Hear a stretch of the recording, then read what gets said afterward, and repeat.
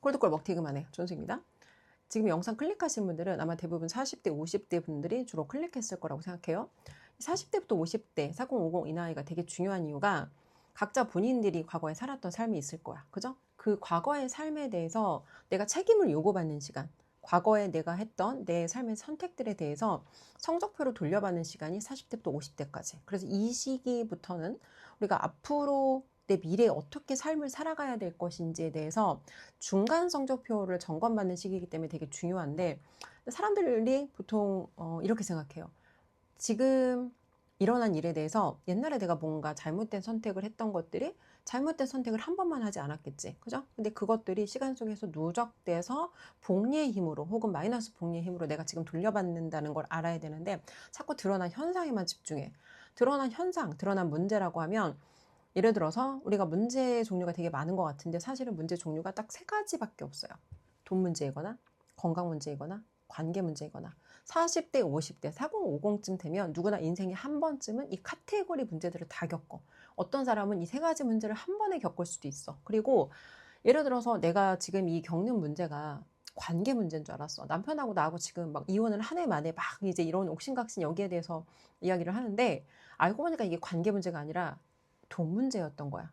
예를 들어서 두 사람이 어떤 돈을 자본 배분을 하는 기준이 달라. 너랑 나랑 돈 쓰는 그 가치관과 기준이 다른데, 돈을 벌어서 네가 벌어온 돈으로 내가 예를 들어 돈을 쓰는 거예요. 그러면 얘가 내 자본 배분이 못마땅한 거야. 아니면 뭐 양쪽 다. 그래서 이런 어떤 돈에 대한 의사결정에 불만족이 시간 속에서 계속 쌓이면서 마이너스 복리로 이제 더 이상 이게 참을 수 없으니까 튕겨 나오는 거지. 그리고 어떤 사람들은 또 건강에 문제가 생겼는데, 건강에 문제가 생기면 추가적으로 돈 문제가 생겨. 그죠? 건강에 문제가 생기고, 그러고 또 예를 들어서 건강 문제가 있었는데 우리가 전에 관계 문제가 있었어. 얘랑 나랑 사실 속으로 우리가 말은 안 했지만 언제 저 새끼랑 헤어져야 되나, 아니면 언제 저 여자랑 헤어져야 되나, 둘이 서로 마음속으로 각각 이렇게 딴 생각을 품고 있었단 말이야. 근데 이게 건강 문제가 드러났어. 그러면 아니, 내가 저 새끼한테 평생 당한 것도 억울한데 내가 이제부터 저 새끼의 어떤 그런 막 이런 건강까지 내가 보살펴야 되나? 그리고 건강 문제가 생겼다는 건 돈 문제 생긴다는 거고, 내가 돈도 벌면서 내가 제 건강까지 보살펴줘야 되나? 전 단계 문제들이 하나의 사건을 계기로 터져 나오는 시기. 그래서 40대, 50대 뭔가 이제 이런 사람들의 어떤 삶의 변곡점이 되게 많아지는 시기인데, 왜 그런가 보면 지금 드러난 이 현상, 단일 사건 하나가 문제가 아니라 사실은 다 전 단계 문제가 오랫동안 묵혀 있다가 튕겨 나온다는 거예요. 근데 내가 내 멘토링 교육에 이제 그 소개 문의 오시는 분들 소통하면서 대부분 사람들이 이 세 가지 문제를 세 가지 중에 한 가지 이상 안 겪는 사람이 없어. 대부분 50대가 제일 많고 40대인데 불구하고 뭐 자기 배우자랑 관계 문제가 있어. 근데 관계 문제가 있는데 문제가 없다는 듯 덮어두는 거야. 근데 문제는 덮어둔다고 사라지지 않아요. 그 문제가 조금 더 그냥 터져 나오는 시기가 미뤄질 뿐이지, 시간 속에서 반드시 이건 언젠가 튀어나온다. 근데 사람들은 문제가 있다는 걸 인정하지 않고, 문제가 있다는 걸 일단 인식하지 못하고, 인식해도 인정하지 않고 계속 미뤄주는데, 미뤄주는 문제는 저절로 해결되지 않는다. 근데 사람들이 자기의 삶을 촘촘하게 들여다보지 않아. 그리고 이런 거예요. 우리가 책을 읽어도 되고 책을 안 읽어도 돼. 그리고 나 자신에게 투자하고 교육에 투자해도 되고 안 해도 돼. 근데 어떤 문제가 생기냐면, 내가 책을 안 읽고 나 자신에게 투자하지 않고 내 삶에 대해서 진지한 질문을 해본 적이 없어. 그러면 돈을 벌 수는 있어. 이런 걸 안 해도 내가 돈을 벌 수는 있어. 왜? 돈을 번다는 건 운이 필요하거든. 근데 운이랑 맞아 떨어지면 돈을 잠시 벌 수는 있어. 근데 중요한 건 벌었던 돈을 유지하거나 이 돈을 지속할 수가 없다고. 다시요.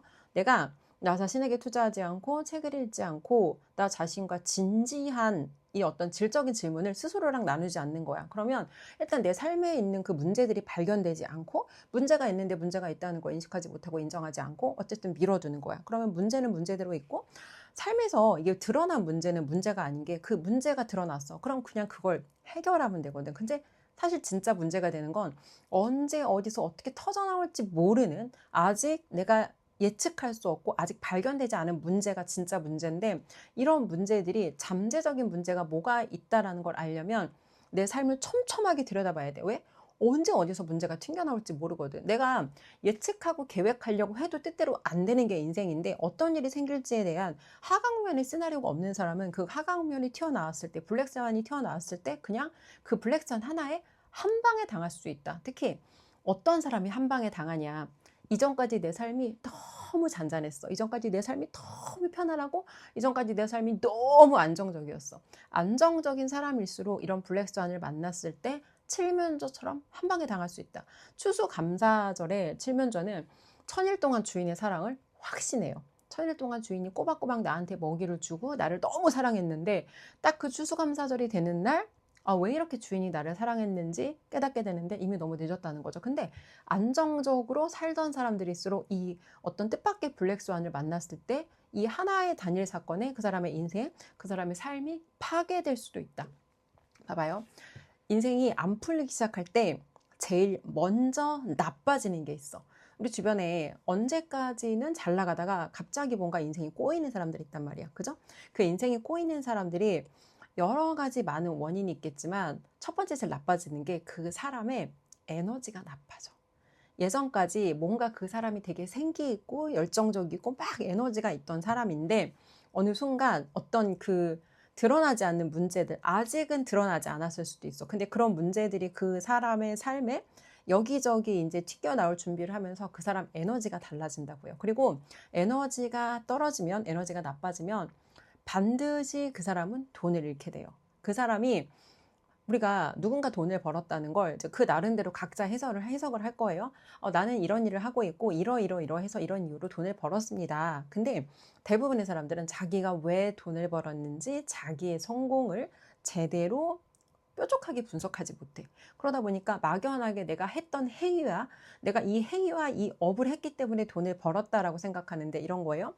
저도 영어를 20년 가르쳤어요. 영어 20년 가르쳤고 학원을 하면서 돈을 잘 벌었어. 그러면 내 기억에는 내가 학원을 해서 돈을 벌었다. 이 사건 두 가지. 그러니까 학원을 했기 때문에 돈을 벌었다라고 생각하는데 학원을 해서 돈을 벌었지 물론. 근데 그 전에 학원하기 전에 사랑하는 일을 했지만 돈이 안 되던 10년이 있었다고. 근데 이거는 까맣게 잊어버리고 학원 했는데 내가 인수 6개월 만에 매출 2배를 찍었고 3년이 안 돼서 굉장히 많은 뭐 문서를 잡았고 막 이런 것만 기억한단 말이에요. 근데 그 안에 내가 보지 못하고 내가 알지 못하는 무수히 많은 작은 사건들의 상관관계, 그때 그 시기에 나를 도와줬던 고객, 그때 그 시기에 나를 도와줬던 내 선생님들, 그때 그 시기에 나와 함께 했던 정말 너무 착한 아이들, 그리고 그때 그 시기에 나에게 기가 막히게 맞아 떨어졌던 운대 등등등.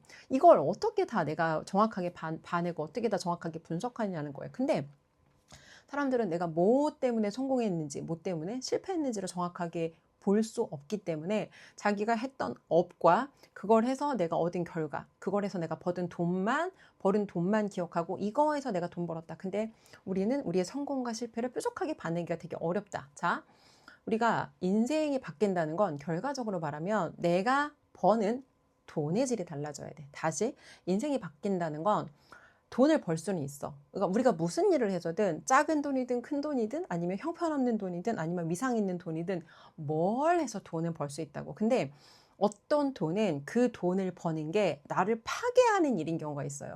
예를 들어서 어떤 사람이 돈을 벌어요? 억대원봉자야. 겉으로 봐선 잘 나가. 근데 그 사람이 버는 돈의 속성을 보면 일단 고객들이 다 가난해. 그래서 10,000원짜리, 20,000원짜리를 파는데 다만 내가 판매하는 상품의 커미션이 큰 거야. 10,000원짜리 팔면 10만원 커미션 받고 막 20,000원짜리 팔면 막 20만원 커미션 받고 이런 식으로 팔다 보니까 10,000원짜리, 20,000원짜리 싸구려 물건을 팔아서도 억대원봉자는 갔어. 근데 나한테 이 물건 사는 사람들의 속성을 보자는 거예요.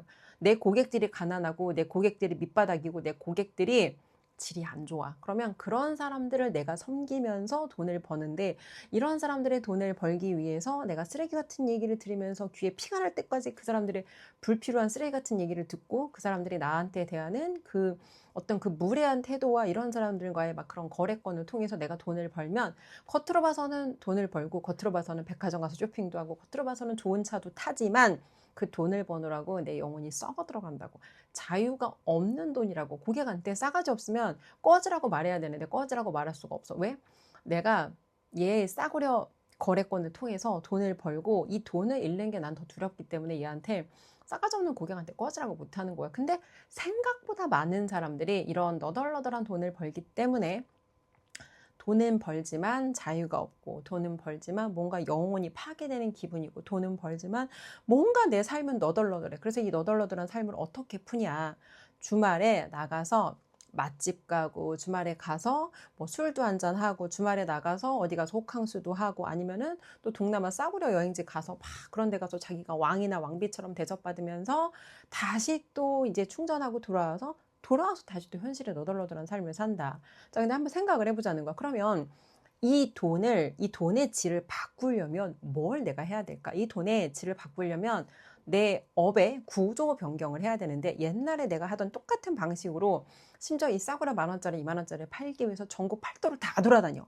얼마나 많은 시간과 얼마나 많은 에너지를 내가 써야겠냐고. 근데 이렇게 해서 이 돈을 벌어서 또 사람은 본능적으로 떨어지는 걸 싫어한단 말이에요. 그러면 여기에서 또 내가 이걸 떨어지지 않기 위해서 최선을 다해서 유지하는 동안 돈은 좀 벌었는지 모르겠지만 내 건강이 파괴되고, 돈은 좀 벌었는지 모르겠지만 내 정신과 영혼이 파괴되고 있다고. 근데 사람들이 내가 무슨 일을 하는지 모르고 이 돈이 어떤 돈인지, 돈의 속성과 질을 모르기 때문에 이런 돈을 벌면서 자기는 중산층이니까 이만하면 됐다라고 만족하고 사는데, 그게 장기적으로 가면 그게 본인들의 에너지를 파괴하고, 그게 본인들의 정신을 파괴하고, 그게 본인들의 삶을 파괴한다는 거예요. 자, 40대부터는 반드시 우리가 인생의 구조 변경을 준비를 해야 돼요. 아까 내가 얘기했어요. 책 안 읽어도 돼. 교육 안 받아도 돼. 너한테 투자 안 해도 돼. 안 해도 돼. 근데 이걸 안 하면 40대 이후에 우리 인생에 떨어질 일밖에 없다고. 왜?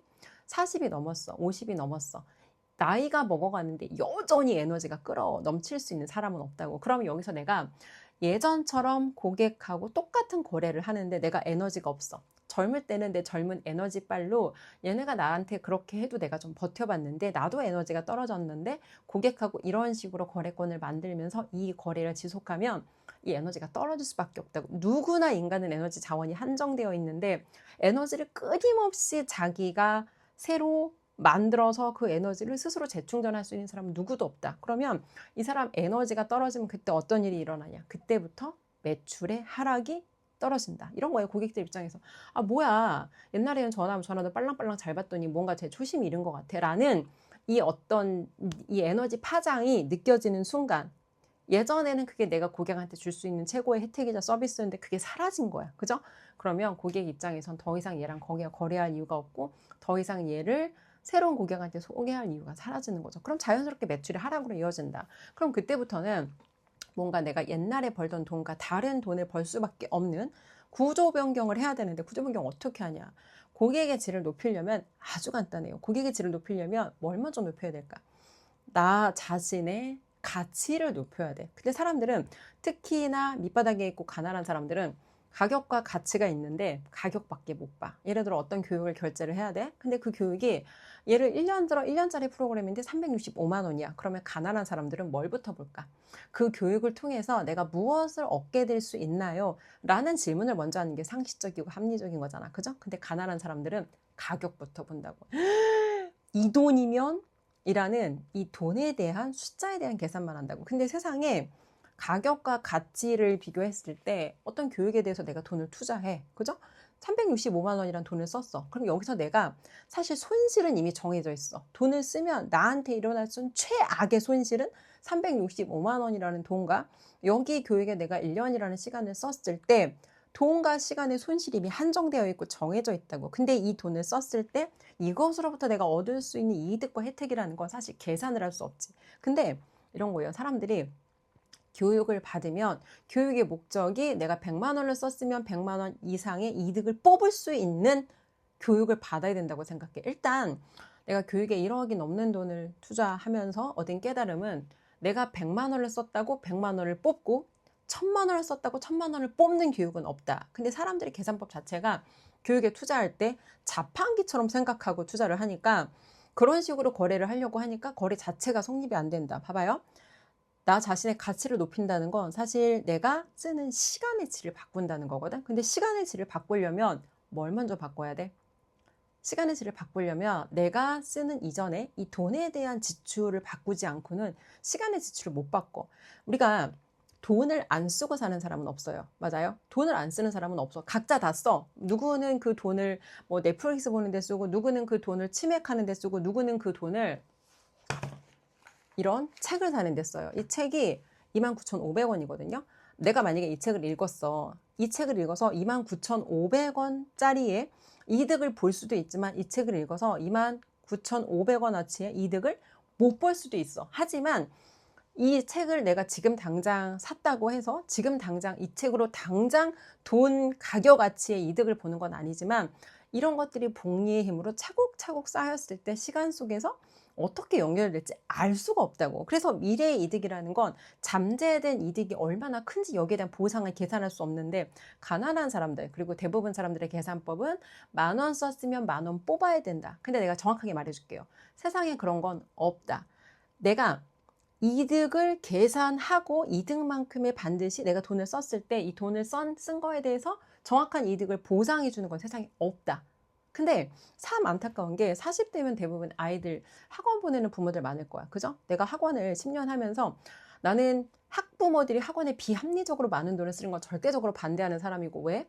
학원에 그렇게 많은 돈을 써서 그 코딱지만한 성적을 받을 거라면 얘는 학교는 공부에 적합한 아이가 아니야. 그럼 차라리 그 돈과 시간을 여기다 쓰는 게 아니라 다른 데다가 쓰는 게 이 아이의 장기적인 인생을 봤을 때 훨씬 더 아이한테 좋은 선택이라는 거. 근데 내가 이 얘기를 정말 많은 학부모들한테 했어요. 심지어 나는 우리 학원을 끊게 한 애들도 되게 많거든. 어떤 학부모한테 도저히 공부에 뜻이 없는 애인데 학원을 못 보내서 그렇게 날린 거야. 얘는 숙제할 때도 늘 숙제할 때도 뭐라고 할까?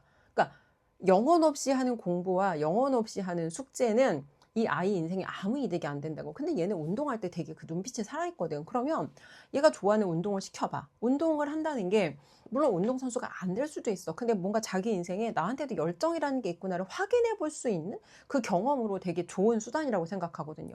왜 꼭 우리가 grit, 열정적 끈기, 이 grit이라는 걸 왜 꼭 공부를 통해서만 얻어야 돼? 피아노를 통해서 얻을 수도 있고, 농구를 통해서 얻을 수도 있고, 뭐 아니면은 뭐가 됐든 간에 마라톤을 통해서 얻을 수도 있고, 얘가 열정을 가지고 그걸 오랫동안 지속할 수 있는 일이라면 공부가 아닌 그 무엇이라도 why not? 근데 많은 부모들은 공부를 자꾸 통해서 얘를 어떻게 한번 시켜보려고 그러는데, 아니 본인들 과거를 생각하면 답이 나오잖아. 본인이 학교 때 공부하는 거 싫어했고 본인이 학교 때 공부하는 거 관심이 없었는데 왜 본인 자신은 공부에 관심이 있고 공부를 통해서 뭔가 인생 역전을 해야 된다고 생각하냐고. 이게 비합리적이라고. 근데 공부에 그렇게 관심 없는 자식한테는 한 달에 수백만 원씩 뭉뚱뭉뚱 학원비로 너무 잘 쓰면서 자기 자신하는 코딱지만한 책 한 권 값을 투자를 못하는 거야. 이게 사실은 되게 비합리적이고 이게 사실은 되게 비상식적이라는 거죠. 부모가 자식한테 줄 수 있는 최고의 혜택, 부모가 자신한테 줄 수 있는 최고의 유산은 내가 좋은 삶을 살면서 부모로서 자녀한테 어떻게 사는 게 잘 사는다는 그냥 보여주는 거야. 학원비를 대주고 뭐 공부하라고 잔소리를 하고 뭐 스마트폰을 뺏고 막 이런 거를 하느라고 아이랑 옥신각신 하는 게 아니라 내가 인간으로서 위대한 삶을 삶으로써 아이가 나도 우리 부모님처럼 살고 싶다. 나도 우리 엄마처럼 살고 싶다. 나도 우리 아빠처럼 되고 싶다라는 거를 마음에서 얘가 막 그게 끌어올라서 어떻게 하면 저렇게 살 수 있을까를 부모한테 오히려 질문하고 어떻게 저렇게 살 수 있을까를 자기를 오히려 이끌어 달라고 아이가 부모에게 청할 수 있는 그런 부모가 되는 게 사실 진짜 지혜로운 부모가 되는 길이다. 그 코딱지만한 학원비와 코딱지만한 그런 아이들한테 어떤 투자하는 그런 사교육 비용은 아이들 인생에 장기적으로 봤을 때 전혀 도움이 안 된다. 근데 그 돈의 단 일부만이라도 학원비 아이한테 100만 원 쓰는 거 그거 다 쓰지 말고 그 중에 일부만이라도 자기 자신한테 투자해서 부모가 먼저 달라지는 삶을 보여주면 아이들은 그 환경 안에서 바뀔 수밖에 없다는 거야. 근데 많은 사람들이 마치 자기 자녀가 자기 인생의 막 정말 미래의 모든 것이라는 듯 올인을 하는데 그 올인이 얼마나 위험한 올인이냐고. 자녀한테 자녀 교육비에 투자하는 올인은 투자가 아니라 이건 도박이다. 왜? 아무것도 보장된 게 없거든. 그야말로 아무것도 보장된 게 없는 자녀의 사교육비는 그렇게 막 정말 거침없이 투자하면서 왜 자기 자신한테는 코딱지만한 돈을 못 쓰냐는 거예요. 봐봐요. 40대 50대 앞에서 살았던 인생의 결과값을 돌려받는 중간 성적표를 확인하는 시기라고 했어. 그죠? 40대 50대 내가 어떻게 살아가는지, 어떤 내 미래를 위한 어떤 투자와 어떤 선택을 하는지, 내 자신의 가치를 얼마나 높이는지에 따라서 내 미래의 여러 가지, 이게 내 선행지표들이 되는 거야. 지금 내가 쓰는 돈과 시간. 지금 내가 쓰는 내 지출 내역을 한번 보세요. 영상 보시는 분들 본인들 지출 내역을 한번 보세요. 이번 달 내 지출 내역에 5년 후, 10년 후에 내 인생이 잘 되기 위한 지출이 얼마나 들어있나 본인들 지출 내역서를 한번 보라고. 막연하게 아무것도 안 하면서 5년 후는 좋아지겠지, 10년 후는 좋아지겠지 이런 게 없다고. 지금 한번 생각을 해보라는 거예요. 5년 전, 10년 전이랑 비교해서 나는 이미 안 좋아. 그럼 5년 후, 10년 후에는 인생이 더 좆될 리밖에 안 남았다. 근데 아무것도 안 하면서 5년 후, 10년 후 내 인생은 더 좋아질 거야? 망상이라고. 그러니까 이게 되게 사실은 근거도 없고 미래 일이니까 막연하게 느껴져서 막연히 좋을 거라고 하는데 막연히 좋은 일은 안 생긴다. 막연히 생각하다가 나빠질 수는 있어. 왜? 인생이 나빠진다는 건 하나의 나쁜 사건만 가지고 인생이 나쁜 일을 겪을 수 있거든. 하나의 나쁜 인간으로 이 사람과의 악연으로 내 전 재산을 잃을 수도 있고 하나의 나쁜 거래건으로 내 전 재산을 잃을 수도 있고 하나의 나쁜 사건으로 내 어떤 건강과 생명의 위협을 받을 수도 있고 근데 인생이 좋아진다는 건 되게 많은 좋은 선행지표들이 필요하다고. 근데 그중에 가장 확실하게 이 선행지표가 내 5년 후, 10년 후의 좋은 삶으로 연결해 줄 거야 라는 확실하게 좋은 선행지표가 본인들이 지금 쓰는 지출 내역 한번 보라고요. 이번 달 카드 내역서 한번 보라고. 내가 과연 이번 달에는 나 자신의 가치를 높이고 내가 고객의 질을 높일 수 있는 그런 사람이 되기 위해서 얼마나 내가 돈을 썼는지 그리고 이번 달 내 시간을 한번 보라고. 내가 이번 달에 내 자신의 가치를 높이기 위해서 얼마나 많은 시간을 내가 썼는지 보라고. 아무것도 안 하면서 막연히 좋은 미래는 없다. 다 경험해봤잖아요. 우리 대학교 가면 20살 때 갑자기 살은 빠지고 갑자기 피부는 하얘지고 갑자기 머리는 생머리가 되고 갑자기 멋진 남자친구가 생기는 거라고 생각했잖아 다들. 근데 그런 일이 일어나냐고. 아니라고. 자, 그래서 본인들이 일단 한번 생각해봐요. 5년 후, 10년 후 내가 이대로 살았을 때 내 미래는 어떤 모습일까?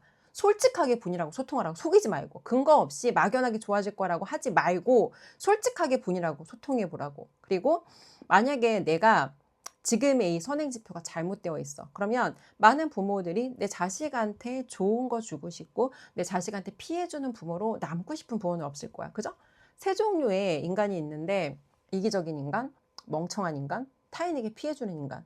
나 자신을 먼저 돌보는 이상적인 이기심을 내가 발휘하지 못하면 예를 들어 이런 거예요. 내가 자녀를 사랑하기 때문에 자녀한테 필요한 모든 것들을 내 우선순위 어떤 지출에 넣어서 자본 배분을 했는데 내가 얘 교육비로 막 내 전 재산을 다 올인했어. 근데 얘가 생각보다 공부를 안 풀린 거야. 그럼 나는 돈을 잃었고 아이는 다른 걸 경험할 기회를 잃었어. 내가 나 자신을 돌보지 못하고 자녀한테 했던 그 올인의 투자가 결과적으로 얘 인생과 내 인생 모두를 파괴한다고. 그래서 부모가 멍청하니까 내 미래에 대한 내 노후에 대한 대비가 제대로 안 됐어. 그러면 부모가 나이 들고 부모가 겪게 되는 경제 문제, 건강 문제 이게 사실은 자녀한테 나는 피해줄 의도가 없었고 피해주고 싶지 않았지만 내가 가장 사랑하는 자녀에게 의도치 않은 피해로 연결될 수밖에 없다. 그래서 누구 자신을 먼저 돌봐야 된다. 나 자신을 먼저 돌봐야 된다. 특히 40대, 50대가 너무 중요한 이유가 60대 이후분들도 내 채널의 영상을 보시는 분들이 있어요. 근데 60대 이후에는 생각보다 우리가 그 구조 변경을 하기가 훨씬 어려워. 내 고객 중에 60대 고객이 있어. 근데 어떤 사람들은 이런다? 내가 내 고객이 부동산을 하는데 출근을 안 해. 이분은 부동산을 하는데 일주일에 3번 정도를 3번, 4번밖에 출근을 안 해. 그리고 대부분의 시간을 이제 본인은 유튜브를 하면서 인바운드 문의권하고 상담만 가지고 부동산 운영을 하시는데 누군가는 또 이 얘기를 들으면 나도 그러면 부동산 자격증 따서 유튜브로 문의 받아서 출근 안 하고 이렇게 부동산 해야겠다. 이게 개소리인 이유가 이 사람은 앞에 20년을 했는데 어떤 식으로 부동산 운영을 했냐면 일단 본인이 가장이야. 내가 여자인데 내가 가장이고 아이들을 먹여 살려야 되고 특히 아이 하나는 얘가 아픈 아이 하나랑 또 다른 자녀가 하나 있는데 얘네들을 내가 먹여 살려야 되는 책임감. 여자지만 엄마지만 가장으로서에 대한 책임감. 그리고 항상 이 사람한테는 그 어떤 뭐라 그럴까 생존에 대한 그 어떤 그런 진짜 그 생존에 대한 그런 본능적인 걱정과 두려움이 있었고 아이들을 보살펴야 되는 책임감이 있었고 보통 사람들은 경험할 수 없는 어마어마한 이 사람한테는 절박함이 있었다고. 이 어마어마한 절박함에다가 이 사람은 기본 이상은 그래도 그리고 총기가 있어. 총기가 있어서 여기서 하다가 여기가 잘 돼. 그러면 보통 사람들은 어떻게? 주저앉아서 계속 하잖아. 이 사람 그렇게 안 했어. 다른 데 가서 또 새로운 지역을 개척하는 거야. 잘 되는 데는 권리금 받고 딴 사람한테 넘기고 또 새로 가서 그 개고생을 새로 한다고. 그 동네에서 7번을 그렇게 했어. 근데 어느 순간 돈을 내가 벌 만큼 벌었고 나도 이제 자산가야. 수십억 자산가인데 근데 뭔가 내 삶은 너무 공허한 거야. 아이들이 막상 다 컸고 내가 더 이상 경제적인 책임으로부터 자유로워지니까 내 삶이 너무 공허한 거야. 나 이제 겨우 60도 안 됐는데 내 인생이 너무 긴 거야. 그래서 이 사람이 그 공허함을 달래기 위해서 백화점 가서 정말 미친 여자처럼 쇼핑도 해보고 진짜 수천만 원짜리 진짜 막 호화 여행도 다녀보고 별의별 돈지랄을 다 해봤는데 돈지랄로 내 인생이 채워주지 않는구나. 앞으로 남은 삶을 나는 어떻게 살아가야 되나를 되게 방황하던 사람인데 우연히 교육에 연결이 돼서 들어왔어. 근데 원래 이 사람 자기 부동산 하려고 들어온 게 아니야. 근데 아주 우연한 기회에 이 교육에 들어왔고 자기가 다른 목적으로 들어왔지만 이 안에서 얘기를 듣다 보니까 뭔가 여기에 끌림이 있는 거야. 그리고 뭔가 내가 그동안 삶에서 찾던 거에 대한 답을 여기서 주는 것 같아. 그리고 나라는 사람은 어떤 사람인지에 대한 찾아보고 싶은 그런 욕구가 있는 거야. 그래서 1년 반의 시간을 보내면서 이 사람이 뭐 했냐? 유튜브 했지. 처음에 이 사람은 자기 부동산 유튜브를 한 게 아니에요. 그냥 자기가 옛날에 살았던 그 서러웠던 시간에 대한 온갖 그냥 쓰레기 같은 얘기를 다 꺼내면서 자기가 가진 모든 걸 다 꺼낸 거야. 그리고 하나씩 걷어내기 시작했지. 겉으로는 거품에 가득 둘러싸여 있었지만 안에는 상처로 골마 있었고 근데 거품도 걷어내고 상처도 걷어내기 시작했어. 그리고 나니까 쓸만한 그 사람이 본질이 나오더라고. 그래서 그때부터 그 사람이 자기가 하는 업에 대해서 이야기를 꺼내기 시작했어. 처음에 이분은 부동산도 하고 싶지 않은 상태였어. 근데 이런 것들을 꺼내다 보니까 자기가 이 일을 하면서 얼마나 재밌게 일을 했고 얼마나 그래도 그 안에서 보람된 시간들이 있었는지를 다시 기억해낼 수 있던 거야. 자기 본업의 의미를 재해석할 수 있었던 거죠. 그래서 그때부터 여러 가지 이제 여기 또 중요한 건 저 사람이 했으니까 나도 따라야지 안 된다고. 그 사람은 앞에 이 부동산 유튜브에서 부동산으로 인바운드만 받아서 하루에 문의가 2-3건이 오는데 하루에. 근데 누구나 이걸 한다고 되는 게 아니라고. 많은 것들의 상관관계가 있어야 그렇게 연결이 돼서 운이 맞아 떨어졌을 때 이런 일이 일어나는 거다. 근데 내가 유튜브 하나를 그 사람이 했다니까 나도 이것만 따라야지 한다고 그 일이 안 일어난다고. 그래서 뭘 말하고 싶은 거냐.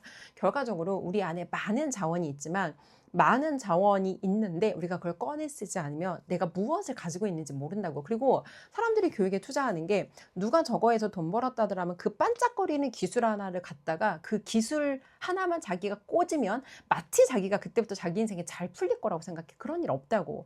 블로그 기술 하나를 배워서 유튜브 썸네일 기술 하나를 배워서 카피라이팅 하나를 배워서 네이버 스마트 스토어 하나를 배워서 무슨 이상한 그 폰트 사기 다단계 같은 거 하나를 배워서 이걸로 인생이 안 바뀐다고. 우리가 인생이 바뀐다는 거는 결과적으로 얘기하면 내 안에 가지고 있는 자원들을 내가 볼 수 있는 눈이 있어야 되고 남들이 볼 수 없는 것을 다양한 관점으로 보려면 다각화된 이 관점이 있어야 되는데 다각화된 관점이라는 걸 내가 말로 이 짧은 영상 내가 아무리 지금 긴 영상 이게 30분짜리 영상이라고 해도 30분짜리 영상에 어떻게 이걸 다 담을 수 있겠냐는 거예요. 그래서 40대부터가 너무 중요한데 이 시간을 내가 어떻게 보내는지에 따라서 내가 지금 예를 들어 특히 중산층들은 지금 편안하기 때문에 아무것도 하고 싶지 않을 거야. 본인 같은 사람들이 제일 위험하다고. 본인 같은 사람들이 내 인생에 생각하지 못한 블랙스완 하강변이 닥쳤을 때 여기에 구멍을 어떻게 막을 건지 시나리오가 없으면 그 하나의 단일 사건으로 본인들의 인생이 파괴될 수 있다고.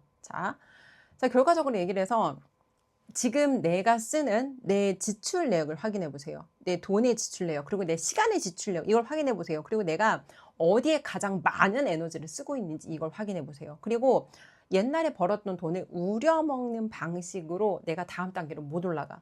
많은 중산층들이 더 이상 나는 더 많은 돈이 필요 없다라고 말을 하는 게 아까 내가 얘기했잖아. 밑바닥 고객을 섬기면서 힘들게 여기까지 왔어. 근데 나한테 10배의 법칙으로 이걸 하라는 거야. 더 성장한다는 건 더 많이 일하라는 뜻이잖아. 라고 생각한다고. 근데 그게 아니라 구조 변경을 하려면 본인이 갖고 있던 옛날의 경험과 생각과 이런 것들이 먼저 파괴돼야 새로운 생각과 새로운 구조를 내가 만들어갈 수 있는 그 여유 공간이 생긴다고. 그러려면 먼저 내가 옛날에 갖고 있던 거를 빼내야 된다고. 그러니까 혼자 못 빼낸다고. 그래서 이전에 내가 동의되지 않는 내용들, 내가 이전에 갖고 있던 그 멍청한 생각과 믿음을 내려놓을 수 있는, 나한테 그런 자극을 줄 수 있는 사람을 찾고, 나한테 그런 푸시를 줄 수 있는 환경을 찾고, 그 푸시 안에 들어가서 지속적으로 내가 푸시를 받으면서 내 시간의 질을 바꿔갈 때 그렇게 바뀌어 가는 게 우리가 50 이후에 우리의 삶을 제대로 준비하는 가장 솔직한 도움이 되는 방법이다.